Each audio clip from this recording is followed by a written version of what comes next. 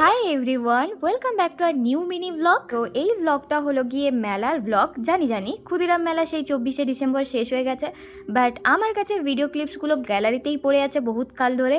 একবার ভাবছি ছাড়বো কি ছাড়বো না, তারপর ভাবলাম যে সেই গ্যালারিতে যখন পড়েই আছে ভিডিওগুলো ছেড়েই দিই।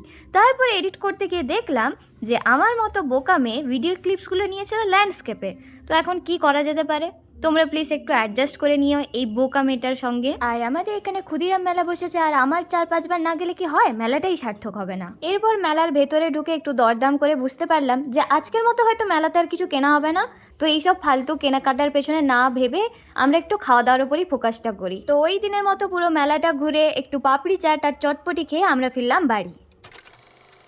সো হাই, এটা হলো আমার থার্ড টাইম মেলায় যাওয়ার। মাঝখানে আরও একদিন গিয়েছিলাম মায়ের সঙ্গে।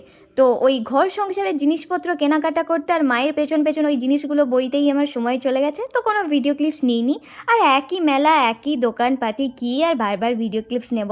আর যেহেতু শীত পড়ে গেছে, তো সেই উপলক্ষে আমার জন্য নিয়ে এসেছে গাঁদা ফুল, মনে করিয়ে দেওয়ার জন্য যে শীতটা পড়ে গেছে এবার। যাই হোক, আগের দিন আমি যে সমস্ত জিনিসগুলো দেখে এসেছিলাম যে এই জিনিসগুলো এবারে গিয়ে আমি কিনবো, বাট ফাইনালি যখন জিনিসগুলো কেনার জন্য আমি মেলায় গেলাম সেগুলো আর খুঁজেই পাচ্ছি না।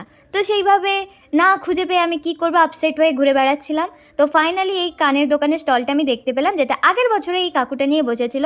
বাট আনফর্চুনেটলি কি হয়েছে, আমার এবছর আমার কিছুই পছন্দ হচ্ছে না। বাট টাকাগুলো তো কোথাও না কোথাও ধ্বংস করতে হবে, তো আমি 100 ঘন্টা ধরে একই জায়গায় দাঁড়িয়ে দাঁড়িয়ে ভাবছিলাম কি কিনবো। বাট আলটিমেটলি কিছু সলিউশন না পেয়ে ওই জায়গাটা ছেড়ে আমরা সামনের দিকে এগিয়ে এলাম। আর এগিয়ে এসে দেখলাম এখানে ছোট বড়দের জন্য অনেক রকম রাইড বসেছে। ইচ্ছা করছিল তো অনেক রাইড চড়ার, বাট আমি এক ভিতর ডিম আর আমার সঙ্গে ছিল আরও এক বড় ভিতর ডিম। আর ঠিক এইরকম রাইড দেখে আমার পুরনো সেই রথের মেলার ট্রমাটার কথা মনে পড়ে গেল। তো ভাবলাম যে আমাদের দ্বারা তো সাকসেসফুলি এইসব কিছু হবে না, তো আমরা এগিয়ে গিয়ে একটু খাওয়া দাওয়ার উপর ফোকাস করলাম। তো পাপড়ি চাট খেলাম একটু, আর তারপরে খেয়ে নিলাম একটু ঠান্ডা ঠান্ডা কুলফি।